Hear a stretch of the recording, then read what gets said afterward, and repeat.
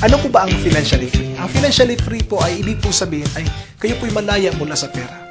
Ibig sabihin, hindi man kayo milyonaryo, pero yung perang dumarating ay sobra-sobra sa inyong ginagastos.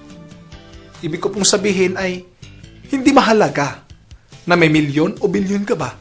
Ang mahalaga na ang perang dumarating ay sumusobra. Kasi hindi po lahat ng milyonaryo ay financially free. Anong ibig kong sabihin? Kung sila po ay kumikita ng 1 million pesos buwan-buwan at ang kanila pong ginagastos naman po ay 1,001,000, ibig sabihin kulang sila ng 1,000 buwan-buwan. So ibig sabihin hindi sila financially free. Nakuha niyo po ang puntong ibig kong sabihin? Ganito po, kung gusto niyo pong maging financially free, napakadali po. Magdesisyon po kayo ngayon. Hindi po mahalaga na magkaroon kayo ng pera ngayon, hindi po. Ang kailangan po, desisyon. Magdesisyon po kayo, sabihin niyo, gusto kong maging mayaman. Gusto kong maging financially free. Gusto kong maging wealthy. Gusto kong umangat ang buhay ko. Gusto kong makalaya mula sa utang. Kung ito po na desisyon ay nandyan sa inyo, then mangyayari po yan sa buhay ninyo. Just decide. Take an action today.